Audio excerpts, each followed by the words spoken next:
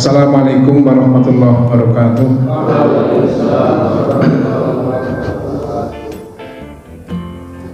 Innal hamdalillah nahmaduhu wa nasta'inuhu wa nastaghfiruh wa na'udzu billahi min syururi anfusina wa min sayyiati a'malina may yahdihillahu fala mudilla lahu wa may yudlil fala hadiyalah.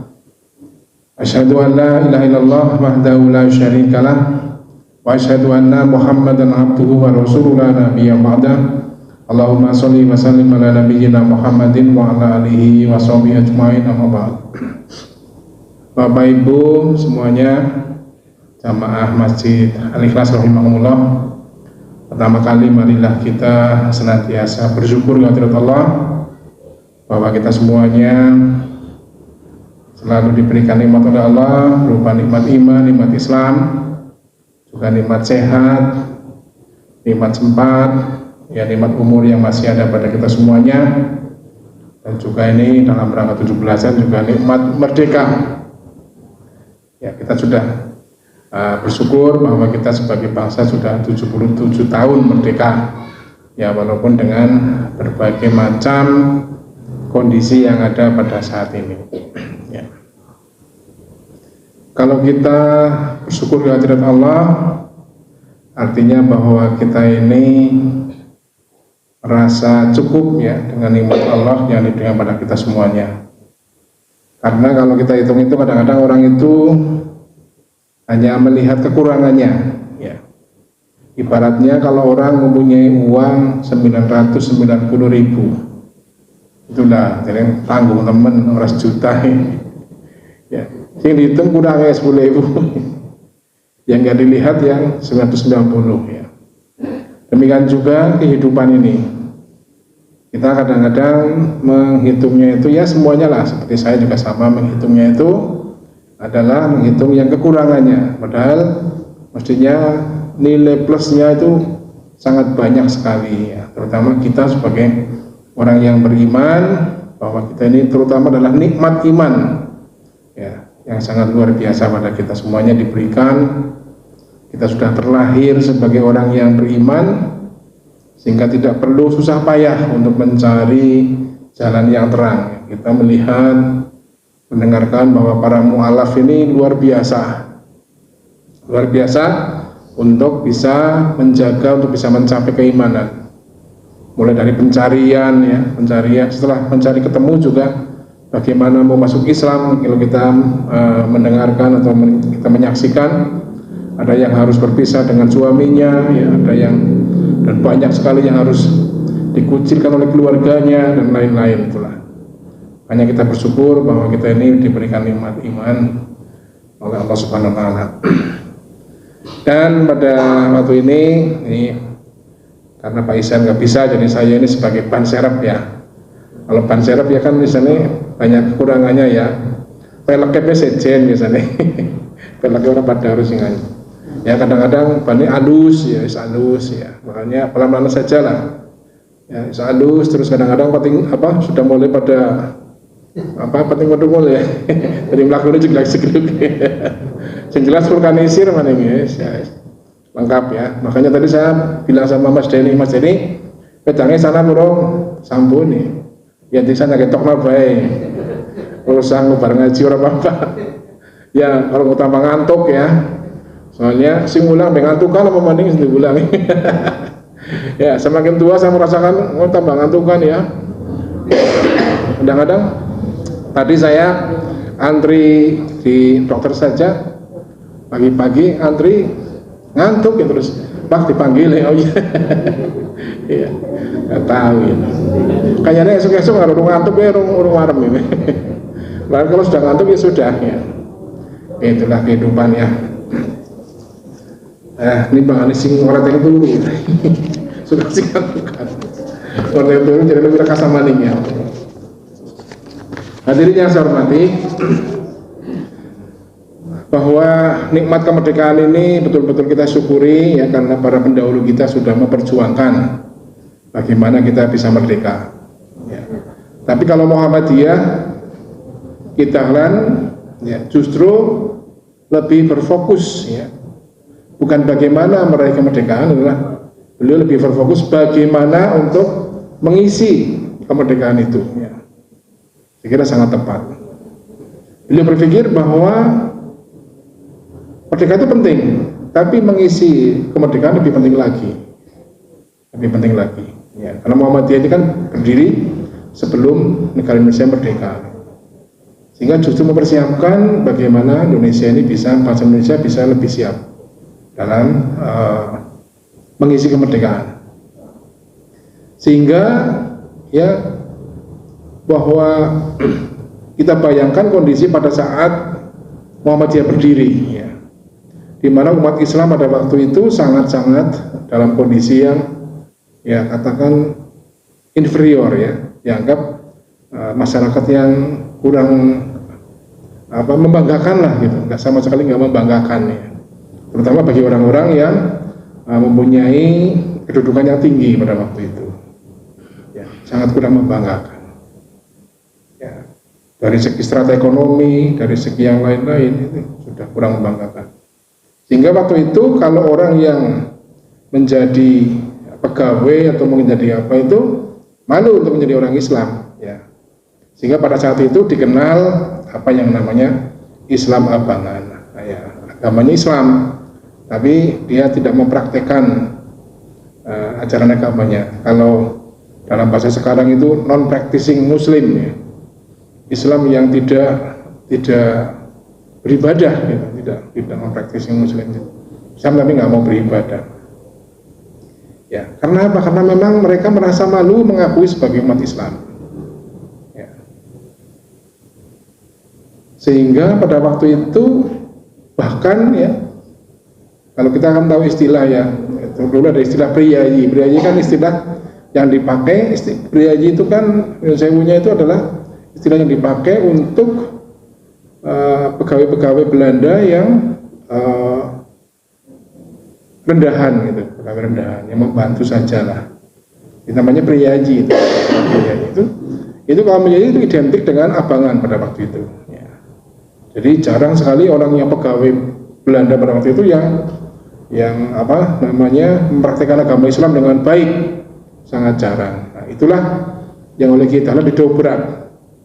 Sehingga beliau bersikeras untuk bagaimana dengan segala upaya bisa masuk ke dalam sekolah Belanda pada waktu itu, bisa meyakinkan Belanda bahwa siswa di sekolah Belanda itu yang beragama Islam perlu diberikan pelajaran agama Islam, ya. Sehingga kita itu tampil dengan dandanannya yang khas, ya, dengan sarung yang rapi, tapi juga dengan jas yang rapi juga, walaupun dengan menggunakan sorban tapi rapi, dipakai rapi gitu, supaya menunjukkan kepada Belanda bahwa orang Islam juga bisa rapi, sehingga mereka akhirnya hormat, sehingga mereka mau menerima kita untuk mengajar di sekolah Belanda. Nah, sehingga akhirnya dengan melihat bagaimana sistem pendidikan yang ada, maka kita mendirikan sekolah-sekolah, ya, sekolah-sekolah umum tapi diberikan nilai-nilai agama Islam. Sehingga sekarang ya sudah berkembang lah sampai sekarang ini, ya. Pada awalnya ya tantangannya sangat berat, bahwa dulu itu sistem pendidikan Islam itu setara dengan identik dengan pendidikan yang sistem ya, yang lama, ya, modelnya pendidikan ya sorogan, baca sini murid-muridnya menirukan dan lain-lain. Tapi kita menggunakan bangku dan sebagainya itu waktu itu dianggap ya kafir, karena barang siapa yang menyerupai suatu kaum maka sama dengan kaum tersebut, ada arti seperti itu. Nah, sehingga pendidikan yang menggunakan bangku pun dianggap meniru orang kafir, sehingga dianggap sama dengan budaya kafir. Ya, tapi sekarang sudah umum lah, ya, sudah umum seperti itu. Jadi memang tidak mudah untuk merubah pola pikir pada waktu itu yang memang merasa sebagai bangsa yang inferior.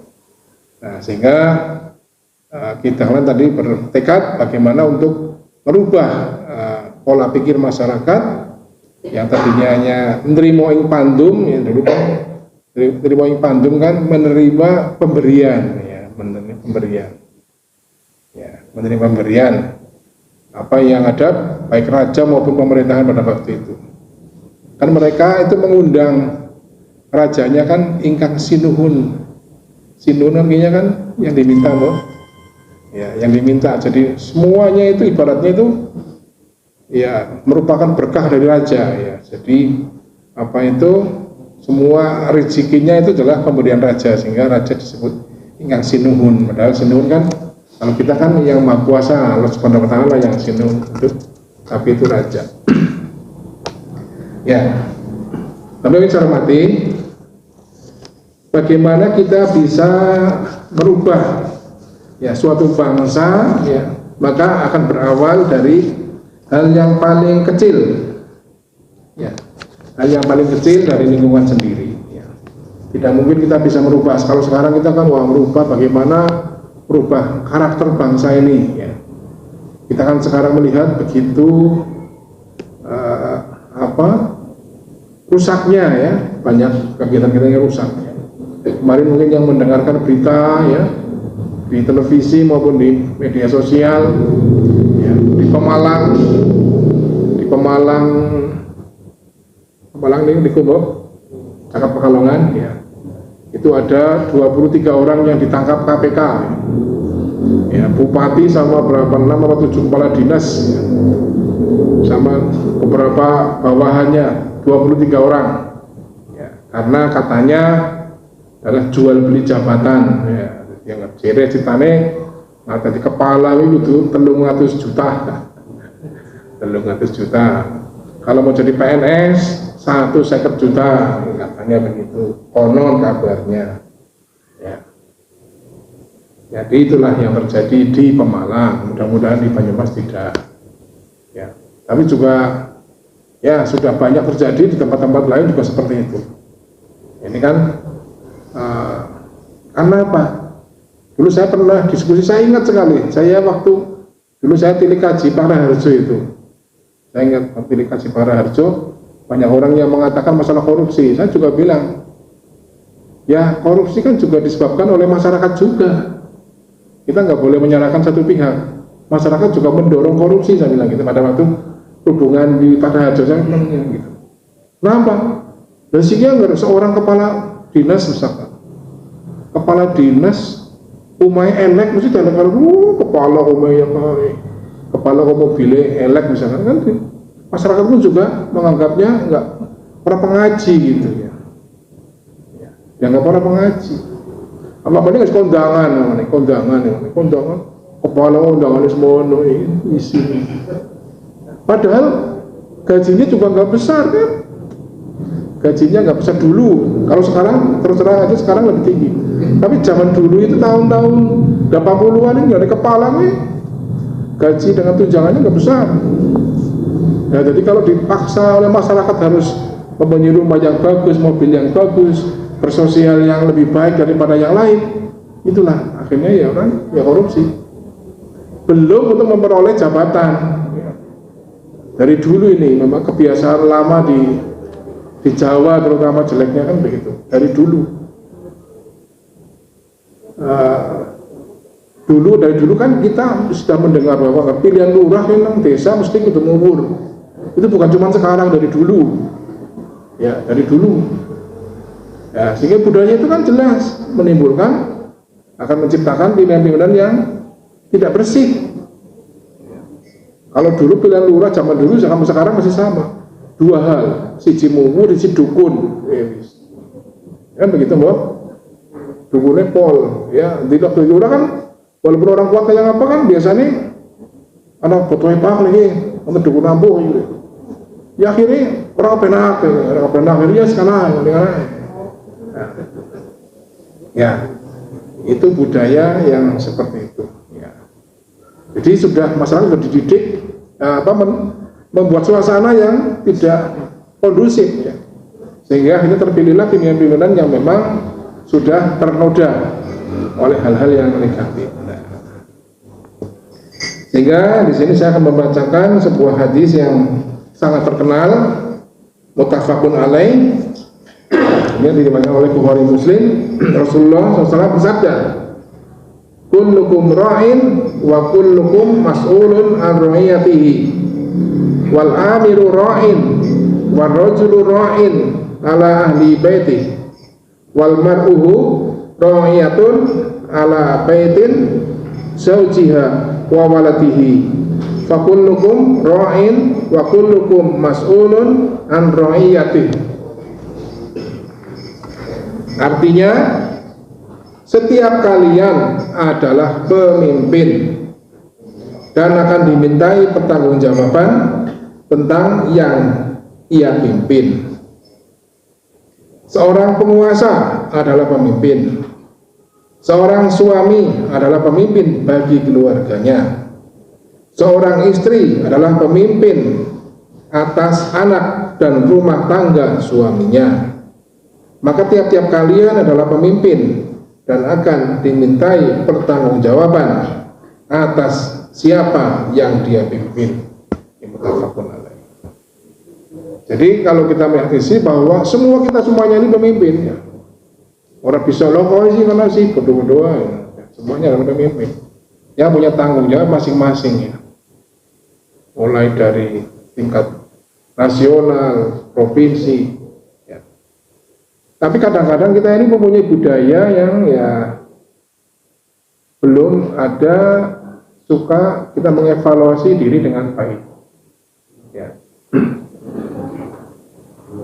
Sudah sering kita mendengarkan masing-masing orang membanggakan dengan apa yang dia raih, membanggakan apa yang dia raih. Dia lupa ya, bahwa kita semuanya harus mengevaluasi diri. Ya. Coba saja, cenderungnya itu setiap orang membanggakan apa yang merasa dia raih. Contoh gini, ya misalkan jadi pemimpin, ya senangnya ya, mbok main mbok sama nenyong kayak parafit gitu kan. Dulu kan lebih tahu mbok ini lebih tahu sih game mbok. Artinya zaman saya pimpin ini lebih tahu aja game mbok. Dari dulu nggak seperti ini. Ya. Setiap pemimpin cenderung seperti itu. Tidak dia mengevaluasi apa yang kekurangan dari apa yang dia miliki. Harusnya kan kita justru bisa mengevaluasi kekurangan kita. Tapi cenderungnya itu semua membanggakan atas apa yang sudah dia capai, merasa dia capai. Coba sekarang apa ada pemimpin yang aduh saya mohon maaf ya saya belum program saya ini belum jalan ini ya anak-anak itu banggakan nih sampai imbang bener mana bok nggak tahu sih gini. Tapi ya kemarin juga saya baru ada temu bicara dengan seorang pemimpin ya, pemimpin yang cukup besar gitu ya, ada temu bicara. Ya isinya kayak gitu, seolah dia menjadi seorang yang sangat hebat. Coba apa? Silakan kan dengan saya, dengan para penyuluh, tunjukkan program apa yang kira-kira bisa paling bagus. Nanti saya kasih hadiah. Saya akan batin tok tapi orang paling ngomong ya batin. Kenapa hal ini tidak disampaikan pada saat awal jabatannya? Justru dia sampaikan seolah-olah dia itu bisa mengendalikan sesuatu, mempunyai program untuk jabatan yang lebih tinggi lagi. Ya, jadi bukan dia sudah 2 periode, mestinya kan dari awal sudah dia sebagai seorang pemimpin harus tahu bahwa untuk memajukan pertanian ya konsepnya ini ya sudah. Kenapa lebih takut nih? Bisa akhir jabatan dia ingin meraih yang lebih tinggi lagi. Jadi itulah yang terjadi. Bahwa nah ini jangan sampai terjadi pada kita semuanya. Ya, ini kan kita semuanya pemimpin ya. Bapak-bapak, ibu-ibu, pemimpin semuanya. Kita harus merasa mengevaluasi diri kita, jangan juga menyalahkan orang lain. Karena yang namanya manusia itu tidak ada yang ideal, tidak ada yang bagus. Dulu waktu saya belajar di SMA, ya kalau yang SMA-nya IPA dulu itu kan ada teori mengenai masalah gas. Teori ini gitu, gas. Tapi disampaikan terakhir bahwa rumus ini adalah berlaku untuk gas ideal, dan gas ideal itu tidak ada di dunia ini. Jadi kalau gas yang biasa yang nggak ada masuk rumusnya nggak bisa tepat masuk, pasti bergeser. Kalau yang tepat ya adalah gas ideal. Nah, kalau dosen saya begini, dosen saya dulu pernah mengatakan begini, di dunia ini tidak ada yang ideal, ya, semuanya pasti banyak kekurangannya. Contoh, hari polisi ideal, pembantu, anak sing ideal apa ora? Dia dosen saya yang mengutip dari saya ya, pembantu sing ideal kok sregep, terus apa? Ayu malah sih. Ya, terus apa dibayar murah gelem ya, pokoknya ideal anak orang ini kiranya mana. Makanya dalam Al-Quran juga disebutkan ya, wa basyiril ladzina amanu wa amilus sholihati lahum annahum jannatin tajri min tahtiha al-anhar kullama ruziqu minha min samaratin rizqan qalu hadza rizqun min fawqi walau fi aswajun mutahharatun wa hum fiha khalidun. Itu gambaran surga ya, walahum fiha aswajun mutahharatun wa hum fiha khalidun. Dalam surga itu ada pasangan hidup yang disucikan ya, pasangan hidup yang disucikan dan akan kekal selama-lamanya di surga itu. Jadi pasangan hidup entah suami entah istri yang ideal ya di surga itu nanti. Kalau yang di dunia pasti tidak ada yang ideal ya, pasti itu ya. Jadi kalau kita mencari yang ideal di dunia tidak ada, hanya gambaran dan juga nanti bisa kita jumpai di akhirat. Nah, sehingga kita semuanya harus mensyukuri dengan apa yang kita peroleh. Kurang berapa menit waktu nih? 10 menit paling ya. Suwe. Mungkin ini sampai di samping nih, belum ingat dimetang nih mau metang ini. Bahwa kita ini bisa meraih kebaikan di dunia adalah dengan akhlak. Karena Rasulullah bersabda, wa Nabi radhiyallahu anhu qala Rasulullah sallallahu alaihi wasallam, inna ma bu'istu liutamima makarimal akhlak. Dari Abu Hurairah radhiyallahu anhu, Rasulullah berkata, sesungguhnya aku diutus untuk menyempurnakan akhlak. Jadi Rasulullah ini diutus terutama adalah untuk menyempurnakan akhlak.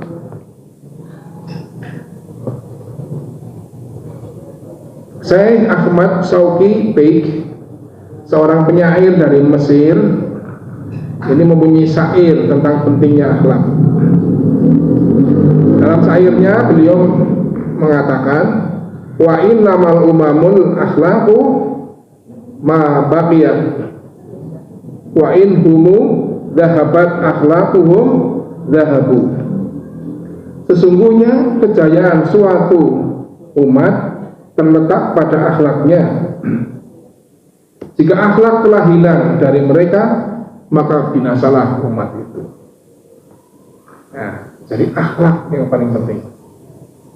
Karena kita kan prihatin juga tadi yang saya sampaikan, bahwa dari 23 nama-nama yang terciduk KPK itu ya banyak juga yang namanya nama-nama Islam. Yang malah sebagian besar, kita juga sebagian besar orang Islam. Mereka juga mungkin ada yang orangnya rajin ibadah dan sebagainya, tapi karena terpengaruh oleh lingkungan, ya sehingga sulit ya lepas. Makanya akhlak ini sangat penting. Ya, akhlak ini sangat penting. Bagaimana untuk membentuk manusia ini menjadi orang yang bisa betul-betul memperkuat bangsa ini. Karena memang kalau sudah yang namanya uang itu yang antaranya halal dengan yang haram itu memang batasnya itu ya kadang-kadang orang susah membedakan ya. Mana yang penghasilan, mana yang harus digunakan untuk operasional, mana yang tidak boleh kita ambil. Ya, ini yang kadang sulit orang membedakan untuk profesi apapun.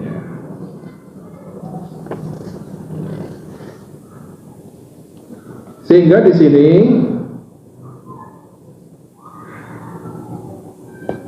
Rasulullah bersabda dalam sebuah hadis, Wan Abi Darda qala Rasulullah sallallahu alaihi wasallam ma min syai'in yudau fil mizani asqalu min husnil khuluq wa inna sahibal khuluqi la yablughu bihi darajata sahibis shaumi was shalah. Dari Abu Darda radhiyallahu anhu, beliau berkata, Rasulullah SAW bersabda, tidak ada sesuatu yang diletakkan pada timbangan hari kiamat yang lebih berat daripada akhlak yang mulia. Dan sesungguhnya orang yang berakhlak mulia bisa mencapai derajat yang berpuasa dan sholat. Jadi hal yang lebih memberatkan dalam timbangan nanti adalah akhlak kita. Ya maka dari itu ya ibadah jelas kita pentingkan, tapi jangan melupakan akhlak.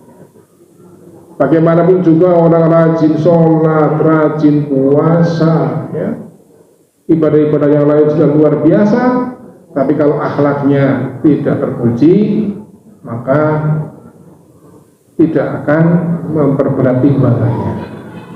Ya, maka dari itu kita harus belajar, ya monggo lah kita sama-sama belajar memperbaiki akhlak kita. Tadi dalam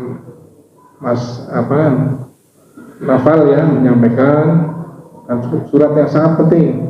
Abasa wa tawalla anja'ul ama wa ma yudrika laula yasakka wa yadharu fatafa wa dzikra amma man dan sebagainya ayat. Itu merupakan ayat teguran dari Allah kepada Rasulullah sallallahu alaihi wasallam.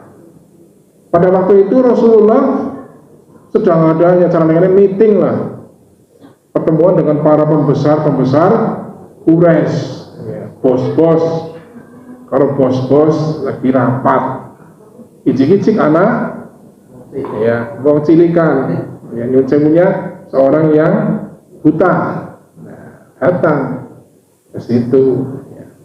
Lalu Rasulullah bermuka masam, karena lahjan kayak datakan tekan temen siki ngoyak kena mbok lagi meeting penting ini. Padahal apa tadi? Justru orang itu dia akan ya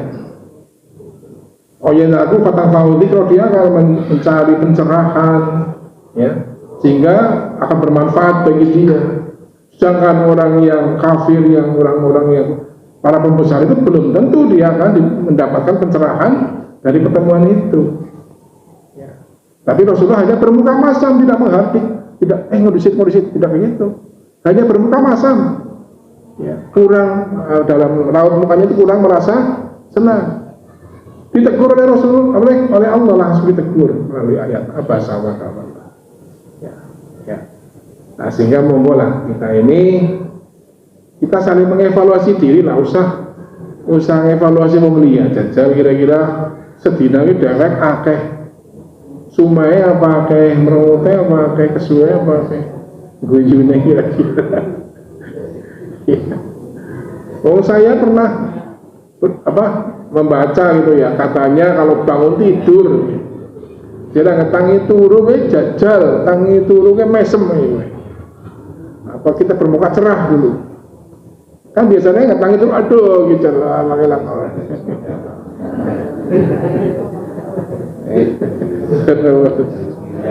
Apa pegawainya kayak lah jen kayak gini udah maringana apa lah. Kita coba ya menurut ini si motivator si ngomong sih teori apa orang kurang ngerti. Tapi jadi kita mengawali kehidupan bangun itu dengan muka yang cerah. Kalau mukanya cerah nanti sehari juga akan cerah jadi.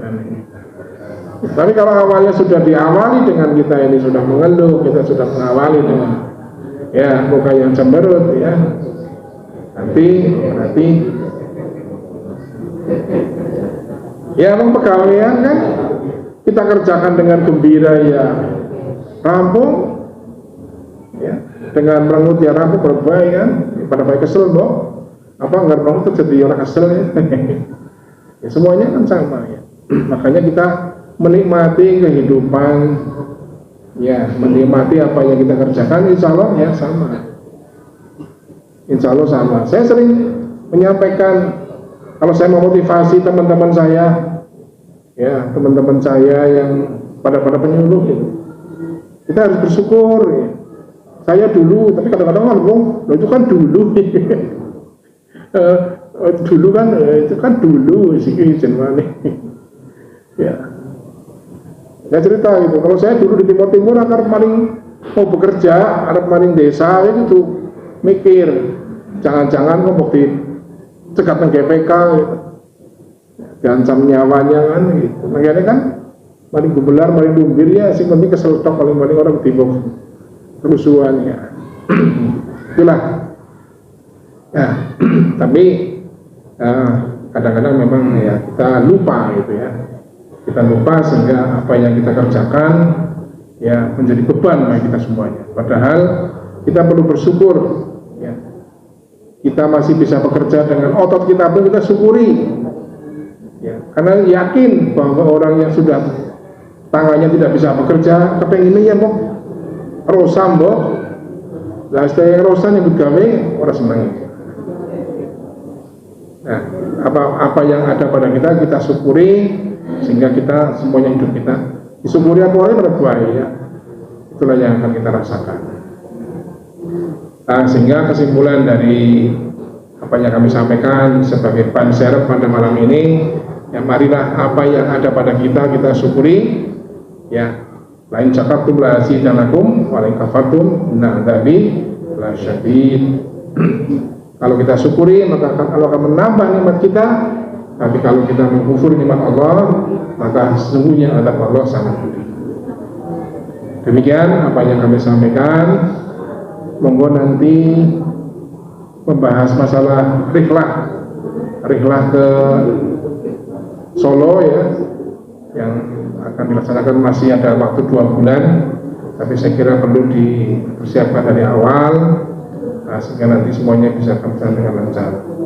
Mas Santo, Mas Pami yang akan bisa menyampaikan. Terima kasih. Kurang lebihnya mohon maaf. Ya, saya akhiri. Assalamualaikum warahmatullahi wabarakatuh.